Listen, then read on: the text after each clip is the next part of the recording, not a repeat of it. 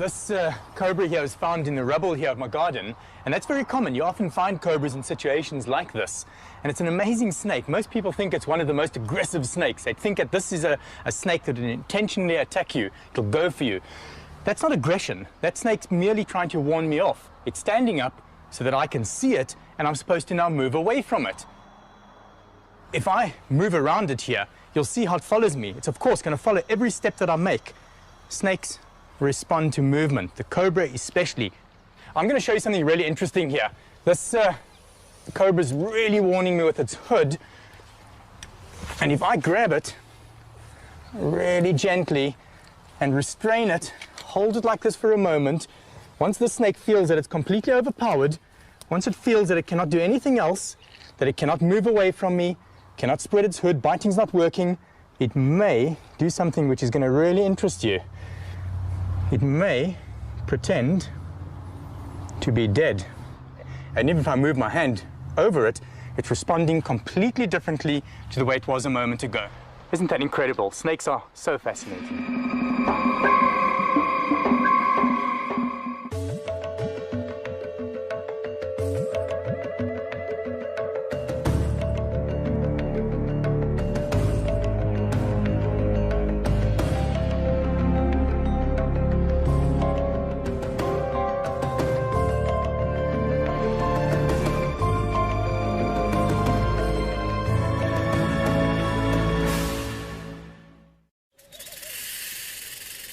Snakes are reptiles most of us prefer not to meet. And they're wary of us, too, which is why they hiss or rattle to warn us off. Such warnings are ignored at our peril. But a snake will only bite in defense, and only if it feels gravely threatened.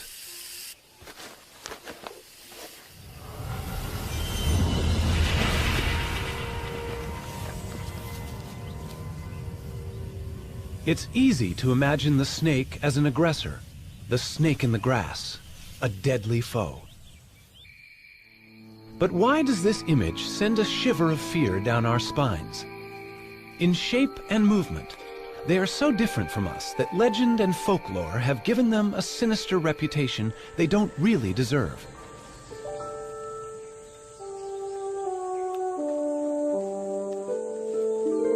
How can we understand an animal that smells with its tongue? Or that hears with its whole body, sensing vibrations? The hypnotic stare of its unblinking eye can seem as alien as its apparent rebirth through the shedding of its skin, sloughed off like a scaly ghost of itself.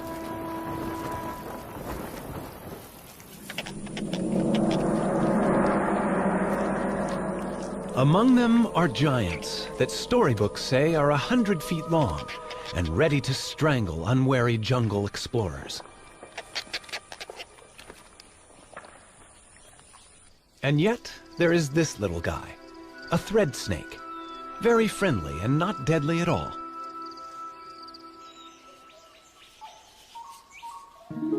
There is even beauty and grace in some as they go upon their bellies, silently through the trees.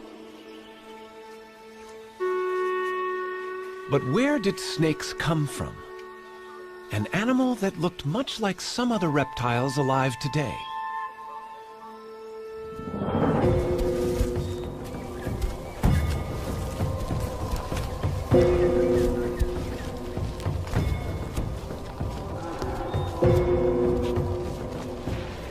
It's hard to believe that snakes have anything in common with creatures like this. But in fact, every reptile descended from the same ancestor. This primitive ancestor led to two groups of animals, turtles and all other reptiles. All through the age of the dinosaurs and during the emergence of lizards, snakes were nowhere to be seen. But there were legless lizards, and it was from these that snakes evolved.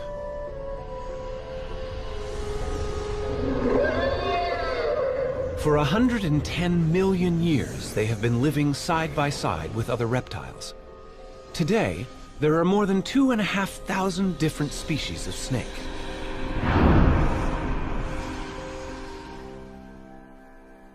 Hidden within their bodies, vestiges remain of the legs they lost. But snakes, with a skull, backbone, and a multitude of ribs, are able to move quickly in several ways. The serpentine crawl of the cobra. Most snakes move like this.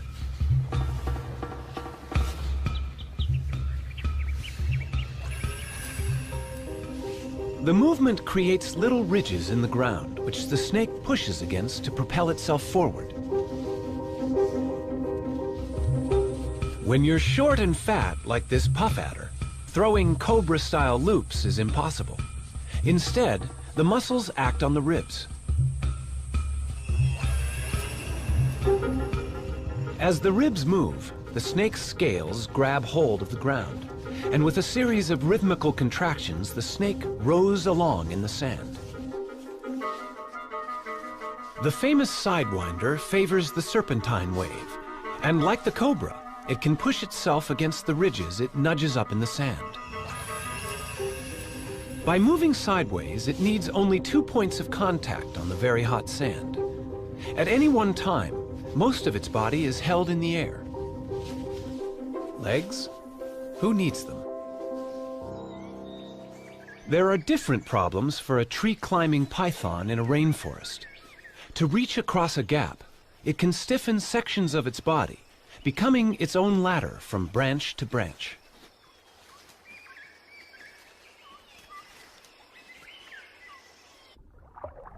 This sinuous and flattened body, with its broad tail working like an oar, could be mistaken for an eel. But this is no fish. It's a sea snake. Most snakes can swim, though even the sea snake must interrupt its hunting now and then for a breath of air at the surface.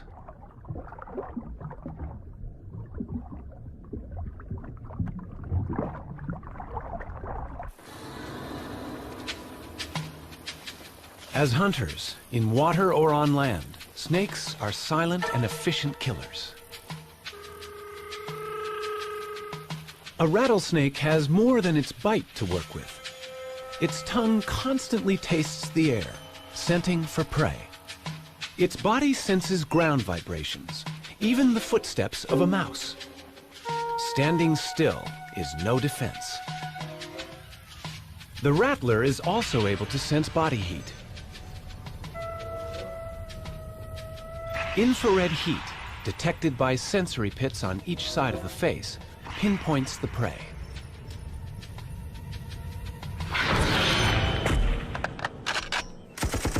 Their high-tech weaponry has been around long before ours.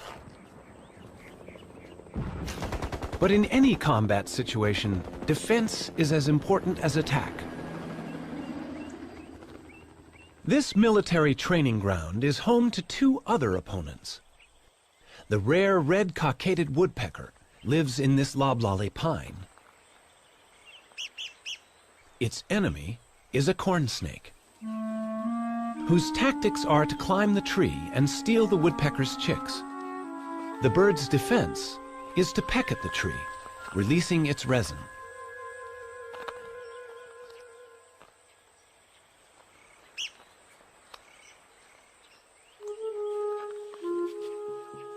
But how can resin repel this relentless invader?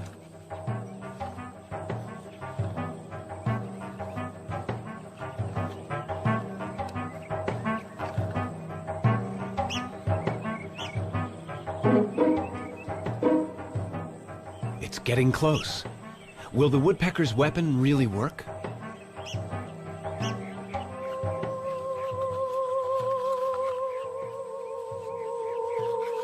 The resin goes into action. Seeping between the scales, it irritates the snake's skin.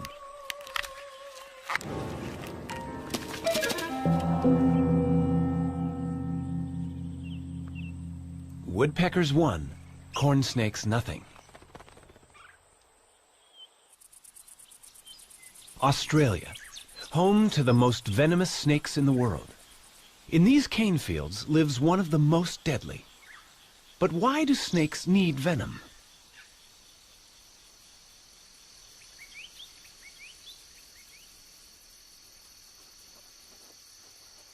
This inland taipan is hunting rats. The cane fields are alive with them. But they are dangerous prey. Rats can bite back.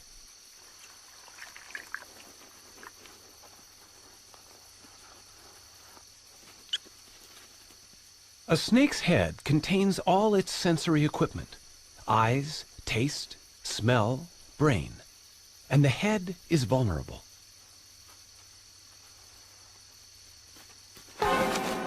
It bites and retreats immediately. The head is undamaged, and the venom is doing its work. The rat is now paralyzed. The snake can safely approach its prey. Venom gives the snake two huge advantages. It not only kills the prey, but by the time the snake begins to swallow the rat, the venom has already begun to digest it, breaking down cells in the body. The venom in a baby snake can be even more powerful than the adults. This young cantle viper is luring prey with its worm-like tail.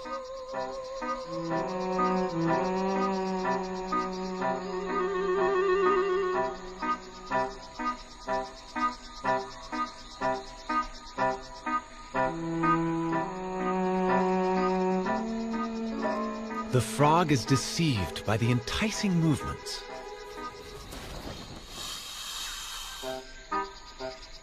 Unaware of its lucky escape, the frog remains convinced there is a worm there. Amazingly, the frog seems unable to see the snake.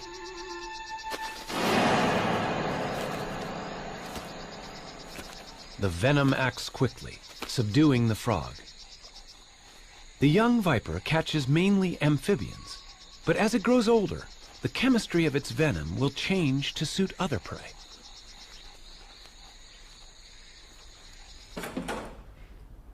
Donald Stridham works with South African snakes to understand how venoms affect the bodies of prey animals and how the venom is delivered during a bite. The snake that I've chosen here is a puff adder, and they've got the very long front-hinged fangs with a cytotoxin, a cell-destroying venom. I'm going to very carefully open up the snake's mouth and show you this mechanism. The snake doesn't like its mouth to be open. It's much like you going to the dentist and having your mouth prodded into. Now the fangs lie against the palate of the mouth. So if I just open there, you can hardly see the fangs. But if I now slip my stick just behind the fangs and get them forwards, you can very clearly see how they hinge. Now the fangs are covered by a skin sheath here. I'm going to try and slip this sheath up so that one can see the naked fang. And there we have one fang nicely exposed. These fangs are hollow. They work like little hypodermic needles, so they inject venom through the fang into its victim. And in fact, you can see a tiny droplet of venom on the one fang there. You know, the venom glands of a snake are very similar to the saliva glands in a human, in that if we have a dry mouth, our body very easily reproduces saliva, and the mechanism with a snake is almost exactly the same, in that venom is never easily exhausted. Under normal conditions, the snake is never without its venom. A gaboon viper produces venom in huge amounts. It's a large, fat-bodied snake and needs to have a lot of venom to subdue large prey quickly. The viper is too slow to chase its victim. To inject such large quantities, the gaboon viper has the longest fangs in the world. Each is almost as long as a human thumb. That's quite a bite. Even a smaller bite is no fun. Venom is breaking down the cells inside this man's punctured leg.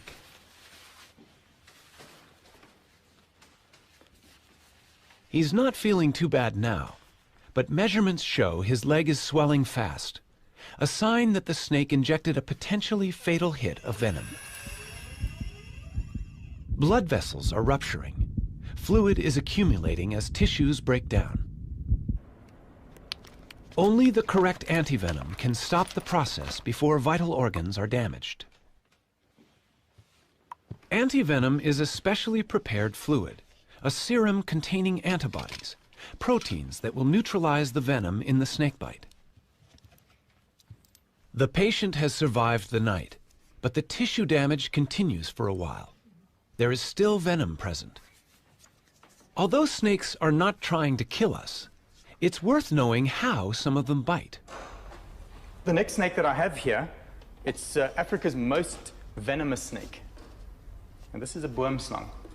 It has drop for drop the strongest venom of any snake in Africa, more so than a black mamba or any of the cobras.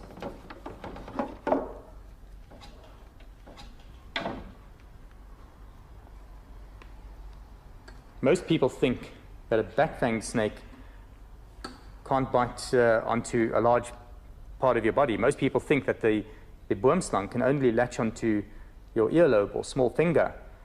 Whereas you can see here, this is not true, in that the whole head of the snake is divided in half by its mouth. And they can open that mouth up to about 120 degrees. And with the mouth that wide open, they could very easily bite you on the flat of your hand or the top of your leg, wherever it pleases. If you were bitten by this snake, you would literally bleed to death. So what's going to happen to you is that you're going to bleed into your heart, into your stomach, into your bowels. You're going to be urinating blood, defecating blood, and it's really a horrific way to die. This poor frog is about to be the victim of a vine snake in Central America. This snake is also back-fanged, just like the boomslang. Fortunately for small prey, death comes quickly.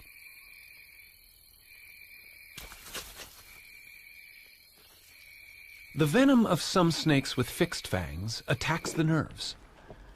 Now, the front fixed fang snake that I've chosen is a snouted cobra here. These fangs are much smaller than the front hinged fangs of an adder. Those fangs don't have to fold backwards. You see, they remain erect in the mouth. So the snake merely has to snarl its mouth and so inject its venom. And sometimes a mere scratch is enough to kill you. The neurotoxins would interfere with the neural communication system of our body and paralyze the vital organs, so the heart or the diaphragm muscle, and one would die from asphyxiation. You literally cannot breathe and possibly die of heart attack.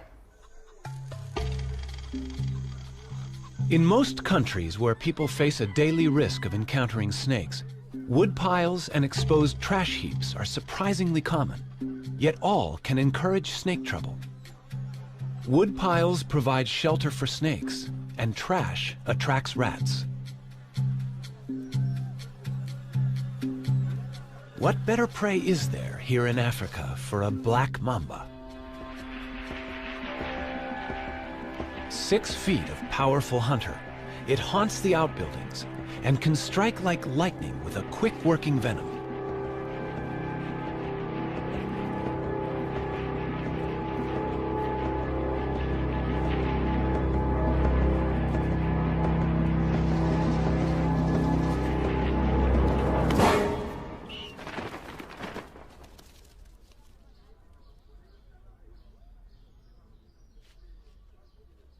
To a black mamba, this bungalow is just another place where food may be in good supply. Inside, Tony Morgan confronted an uninvited guest, and it bit him. This is a typical corner that snakes like to hide in, and it was a similar corner like this near my front door on the farm that I found a mamba all curled up here with my fishing rods and various things like that. And as I don't kill anything, particularly snakes, I grabbed this particular implement and I thought that I hooked him out and I thought that I'd pinned him down. Unfortunately, he was able to stretch quite a bit and he got me just below the knee with one fang. I then lasted exactly 30 minutes. And my wife got me down to Donald's place very quick. And then he took over and drove me down to the hospital, where we were fortunate in finding a doctor on duty. And 30 minutes after the bite, I said to him, I cannot exhale anymore. And he said at the same time, which I didn't hear, his heart has stopped as well. So in effect, I was dead at that time.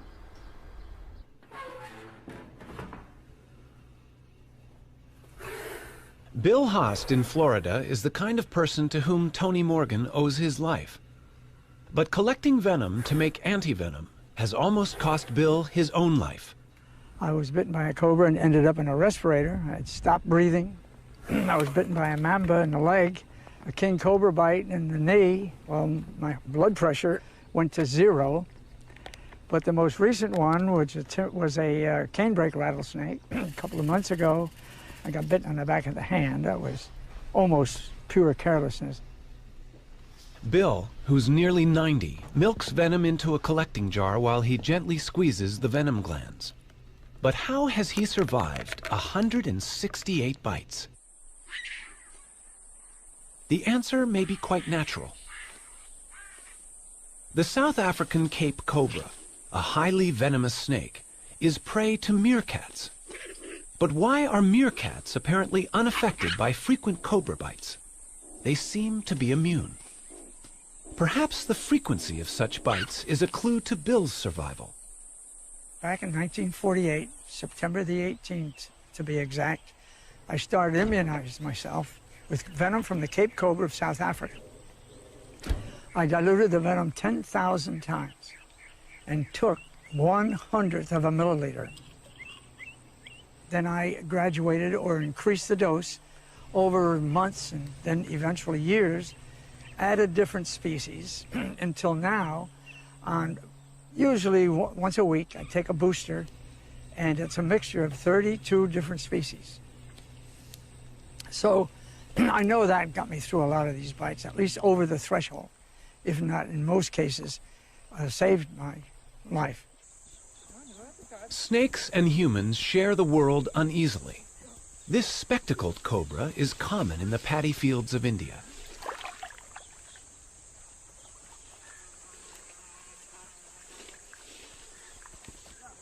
Every year, more than 10,000 people are killed here by snakebite. Antivenom is unavailable. For the same reason, snakebite is a major killer across Central and South America, Africa, and Southeast Asia. It's hard to arrive at an exact number, but at the lowest estimate, 50,000 people die each year.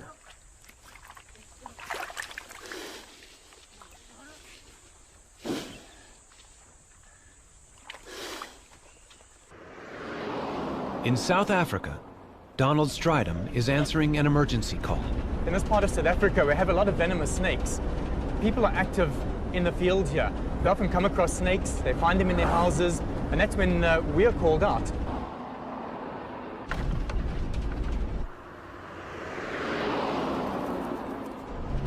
Seems to be the place over here. Lots of people standing around there. A snake in a house is a cause for local excitement, but the occupants have already followed the right emergency procedures. Everyone has left the house, and they've not only closed the door, but sealed it as well with a towel. Donald can be fairly sure that the snake is still inside. What I'm going to do here is perhaps you put a visor on, because in a situation like this, it's very possibly a spitting snake. So I'm just going to get a few things that I need here.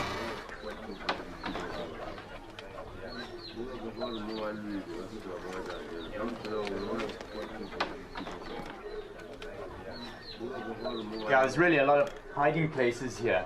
The snake could be anywhere. This is really, yeah, it's a bit dark in here as well, so one's got to be really careful. But just take care where you walk over there. You take it easy. There are places around here where it can easily just spring out on you. So if you guys just stay back a bit there. I'm going to have a look in these dark areas. I need to stay in the open area of the floor, because I suspect it to be behind things around like this here. Oh, that's clear.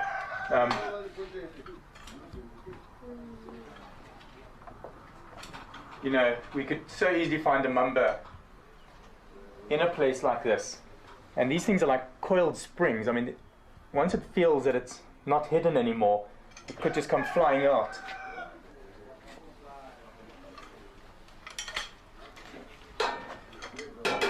You see, these are perfect. You'd find rodents here as well, and this is what the snake is probably looking for, or to just trying to hide from the disturbances outside, possibly. You know, this whole area is really, really good. Look at these mats under here.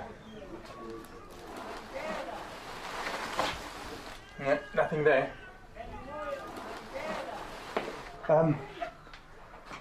You know, I don't know. Sometimes they even find an escape. They could actually maybe even get out from where the door is plugged out there. It could have pushed past there. But I think we just maybe should carry on looking. You know, it could also have climbed. I mean, these walls are pretty rough up here. I think to take a look somewhere up here.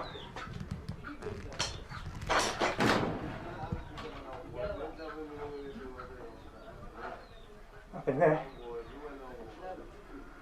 Oh, whoops, there's something up there. There's something in the corner over there.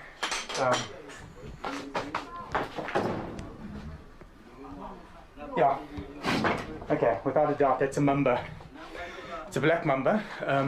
There's a piece of coil just around between the roof and the wall there. We know that mambas are very, very poisonous. I mean, if this bites us, we're quite far from a hospital now, so we've got to be really, really careful. And if you can just stay in the furthest corner away from me there, just out of my way, I'm going to bring it down and just get it straight past you outside, and then deal with it, get it into the bag.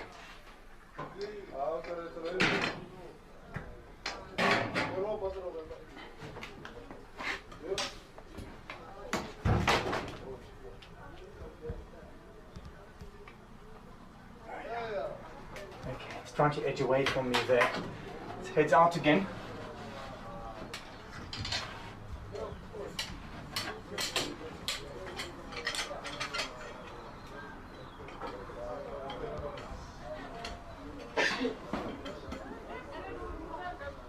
Yep. It's opening up its black mouth at me, it's warning me. You know, it's interesting that the snake doesn't just come out attacking, but at this stage, having it like this, obviously feels threatened. At this stage, it'll bite whatever comes near to its mouth. And it's a big snake, it's bigger than I thought. It's a long animal. Just watch it behind me there. Please don't just come any closer than that.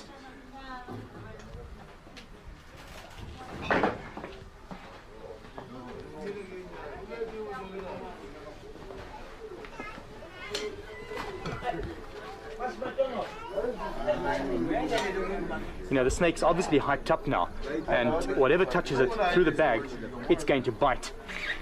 And you can see through the bag here.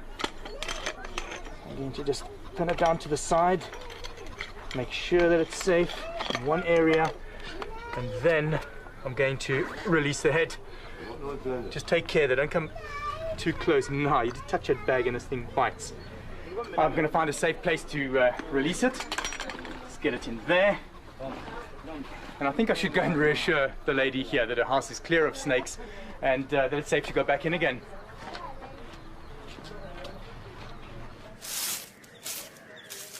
Housewives in India are troubled by snakes as well.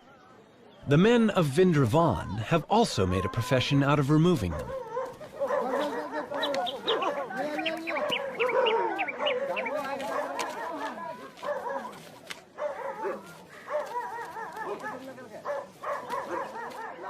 He's not going to let this cobra go free.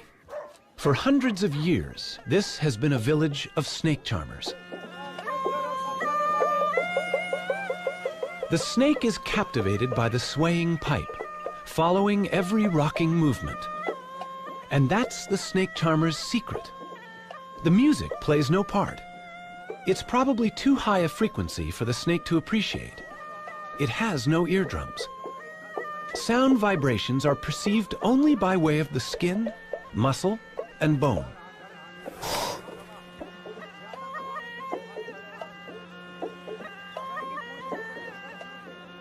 Bites are a routine hazard for charmers, but they have a special snake stone, which they believe can magically draw venom from the wound.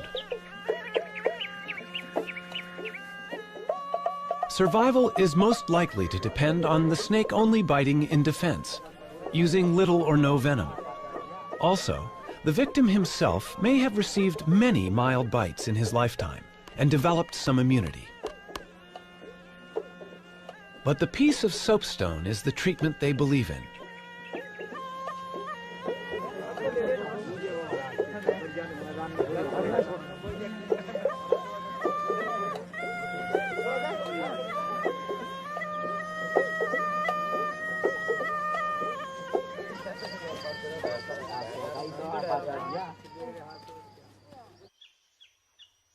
This baby cobra in Africa is one snake that no snake charmer would ever use. It threatens the civet cat by standing tall and looking big. But it has another weapon. This is a spitting cobra, and it sprays venom, which irritates the eyes of the attacker.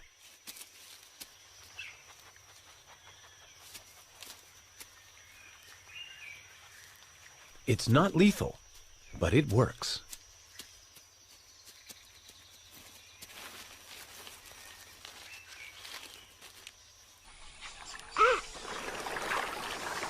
South America, the Llanos of Venezuela, the wetland home of the largest snake in the world,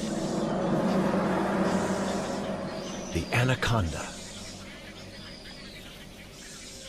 This giant has no venom at all. To capture prey, it relies on muscle power, coiling around its victim and squeezing the breath out of it. And a large snake needs large prey. The biggest rodent in the world fits the role. A capybara, the size of a pig, is fairly easy to ambush as it bathes in the warm waters.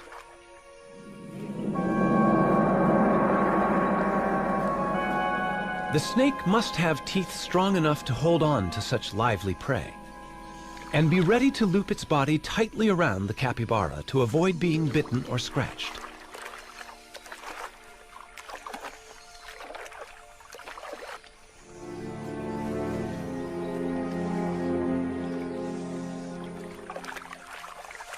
The anaconda, the most powerful of constrictors, moves in.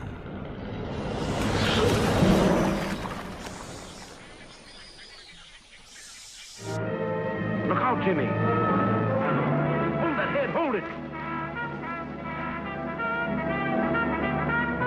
Mike hears Jimmy's cries for help.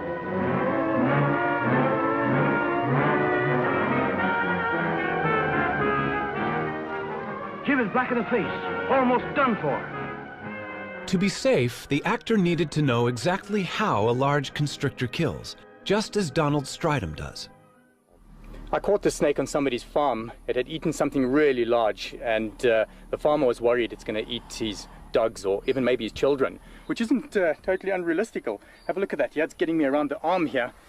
I can really feel it. You get this area here. I mean, you can see how it's stopping the blood supply there. And this is my arm, so I mean, I can handle, I can wrap it off me here. But can you imagine that around somebody's neck? That's pretty tight over here. This movie that we watched, we've just seen it with this Jimmy, where it had wrapped around him. It wasn't totally wrapped around his neck, not like the way this has got me around the arm here. With Jimmy, I could literally see that he turned around to get this python around his body, and it wasn't a natural constricting pose. Whereas this snake has got me. I mean, look at that. My arm's going quite red there. I'm going to have to try and make a plan here. It really got me. One thing I got right in the movie was that the python, like many other non-venomous snakes, are ambush animals. They will lie in ambush for their prey. It'll lie there, wait for the animal to come past, strike at it, bite it, and hook it with those 100 needle-sharp teeth. It then throws coils around this animal while it pulls the animal into the coils. It then asphyxiates the animal. Every time it breathes out, it tightens more and more, and the animal dies of suffocation. If one looks into the mouth of this python, you can see a little circular tube, and that is the extension of its epiglottis. And it's very useful for a snake to have this, because what happens is when it swallows, that'll extend right out of the mouth, and so it can still breathe while it's got a full mouth of antelope. I think the snake deserves to be released now, so not to stress it too much, I'm going to release it here in the bush. And this looks ideal here. And as soon as I let the head go, that's it, I can feel the coils have immediately relaxed on me there. And the snake just wants to get away, straight into the bush there. Wow, look at that arm. This arm's gone really quite red there. What a relief to have that off. This is great. I love letting snakes go back into the bush. It's such a nice feeling. You can do something for them as well. It's a nice feeling for me, and hopefully for the snake.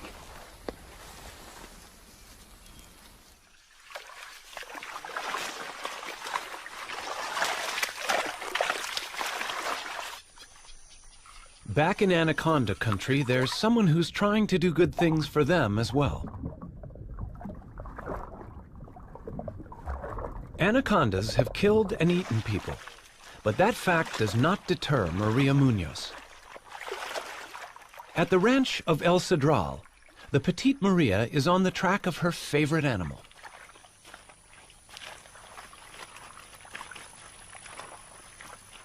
She works with her assistant, Ramon.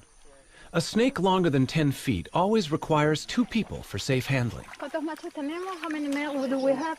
It's the breeding season for anacondas, and Maria recognizes this group as small males. She hopes they will lead her to the much larger females somewhere nearby. The males are placed in bags to keep them out of the way. The female they find is 13 feet long. Maria uses a trick to calm it down. No. She dips its head in the mud so it can't see. She was very quiet. Y le vas a poner en la cabeza. Beautiful. For several years, Maria has been studying how anaconda populations here live and vary. The tail. I would like to know is new one or she had a mark. Let me see the cloak. Good. It's a new female for us. That means there are more than 900 anacondas, green anaconda in this ranch. Before Maria began her work, no one knew how many anacondas could live here. Now, by taking blood samples for DNA, she is also getting some idea about how they are related. But of course, she still needs to know how long these giants are. Her personal best is nearly 20 feet, about 10 feet short of the world anaconda record.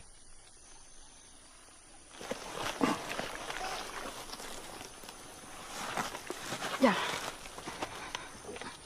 No se sale.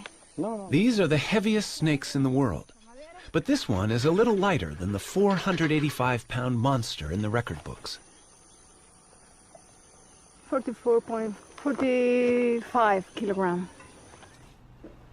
Some snakes, like this South African tiger snake, not only constrict their prey, but are also venomous.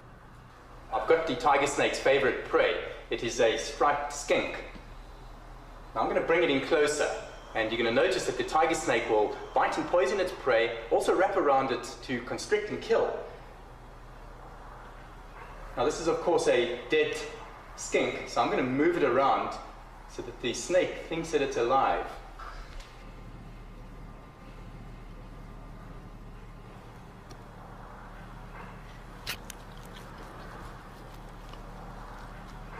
The tiger snake's venom is weak, so it needs to grip the lizard firmly, not only to prevent escape, but to limit the risk of damage to itself during a struggle.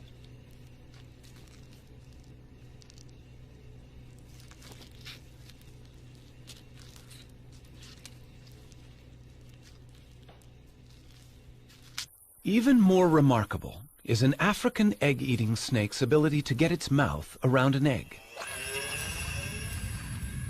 All snakes can eat meals bigger than their heads. They simply open very wide, and then ligaments allow the lower jaw to expand.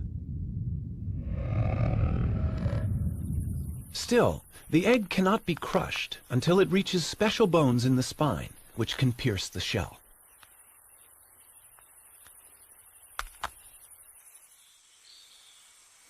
For convenience, a snake does better to eat another snake. A king cobra is called king because it's a snake eater. The mangrove snake it's attacking is only mildly venomous, no match for the king.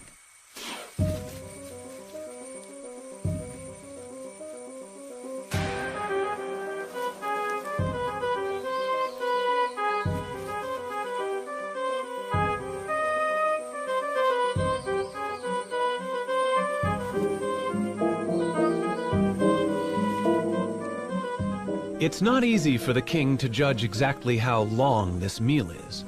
But since the king is the largest venomous snake in the world, chances are the victim's tail will be reached easily and swallowed. It's good to be the king.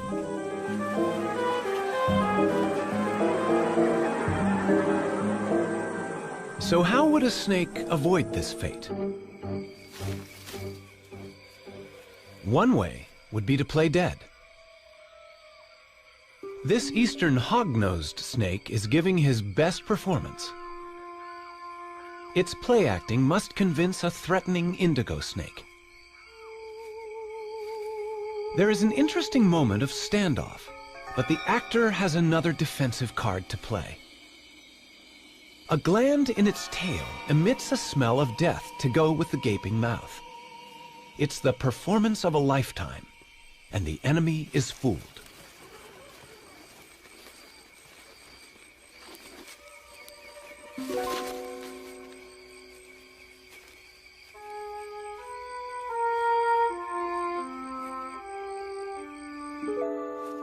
A snake that looks dangerous can keep predators away. Red next to yellow will kill a fella is a useful rhyme about a coral snake. It is venomous. Red next to black is a friend of Jack is true for a milk snake. It mimics warning colors and only pretends to be dangerous. A pretend head keeps the real head of a Calabar ground python safe. The real head has a tongue that gives it away, but the deception can be good enough to cause a predator to attack the tail by mistake, and a tail is not a vital organ.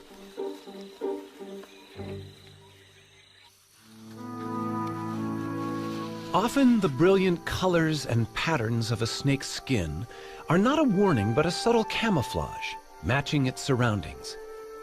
And to us, it can look beautiful.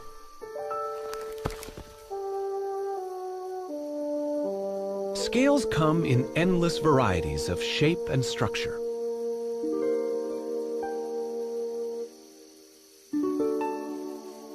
In the wild, snakes are not easily seen, a useful quality which suits these masters of ambush perfectly.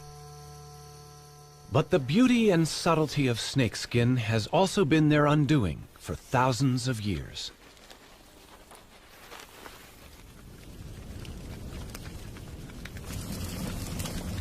Fire is traditionally used by hunters in Cameroon to expose the hiding places of aggressive rock pythons. Entering an aardvark burrow to retrieve so vicious a snake is a risk few men will undertake. Once, this nightmare task was a test of virility, a rite of passage. Crawling inch by inch on toes and fingers, the hunter moves toward the angry python. His companions keep track of his progress. They may have to rescue him. The heat is stifling.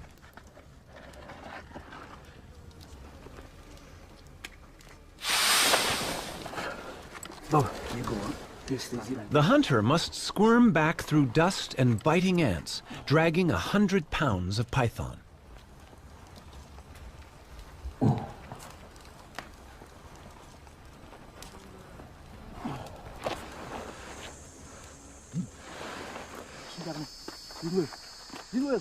His companions take over.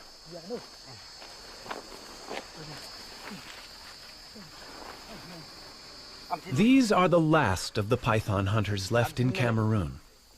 Firearms have made it easier to kill other animals for food and skins. But the meat on this snake in former times would have been essential, and its skin a profitable result from such horrific effort.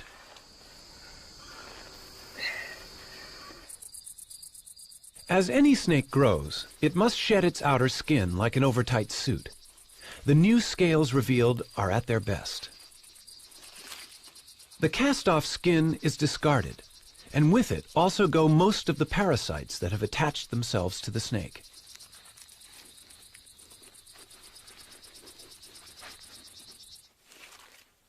The regular shedding of dead skin has special significance for rattlesnakes. Each time a rattlesnake slips out of its old skin, its rattle gains another section at the base. The rattle is a series of loose-fitting interlocking scales that, when shaken, produce a sound that warns large animals not to step on the snake.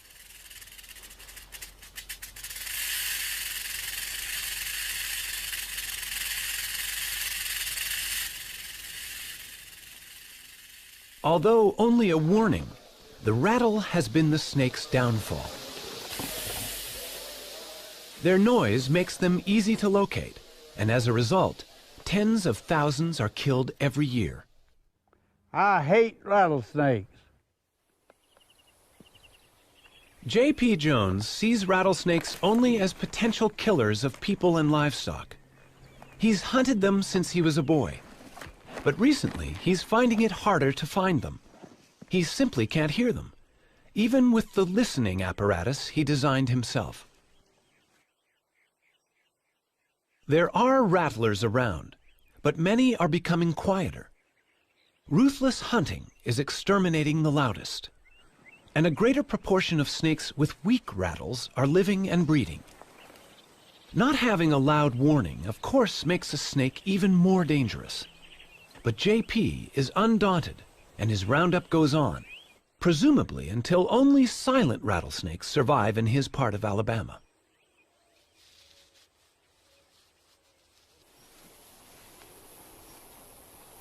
Yeah, I've been doing this for a long time.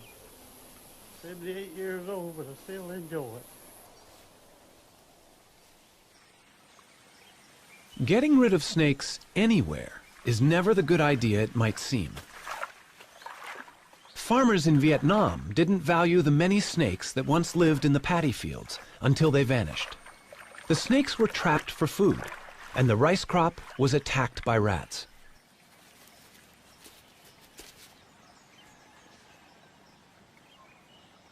A third of the country's crops was devastated by the rodents.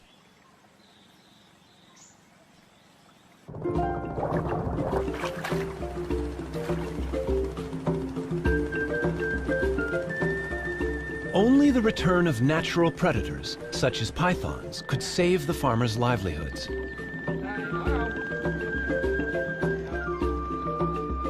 The government's official snake repatriator is Dr. Nguyen.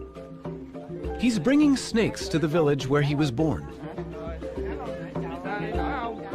And he knows how important it is that children, as well as the farmers, realize how essential these harmless snakes are to their future.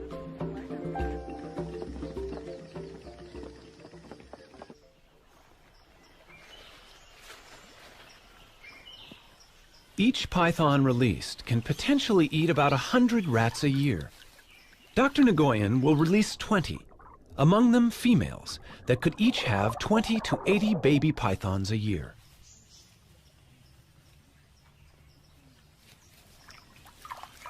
In the battle against rats, each snake in a paddy field is worth far more than those that are sold to be eaten.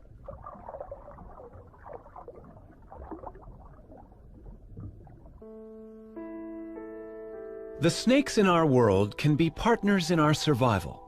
We're learning more about them all the time. But there's always a new twist. Well, sometimes when the snakes shed, it's not a complete shed, and we have to help it. And in this case, the top scale wasn't quite off, and I think I can get it. Now he's all done. A snake with 2 heads. Something went wrong in the egg. Such creatures are not uncommon. Only 1 head can feed, but this ring-necked snake will survive happily. It's very interesting how attached people get or not get to their reptilian pets. Most people think that how can you get attached to a snake or a lizard as compared to a fluffy kitten or a cat or dog? But in a way, you really do get attached to these animals, partly because you soon realize how individual they are and how the personalities differ. By and large, you do get very attached to your animals. I'm constantly surprised by snakes. They're fascinating animals. Just everything about them is so different to us. They smell using their tongues, they move without any legs, they're cold-blooded, they have no ears, and they're just so interesting. They're so different and so much to learn about them. Most of us might prefer to leave snakes to the experts. But love them or hate them, they're an important part of our natural world. As we shed our fears and learn more about them, we might find they're not such bad neighbors after all.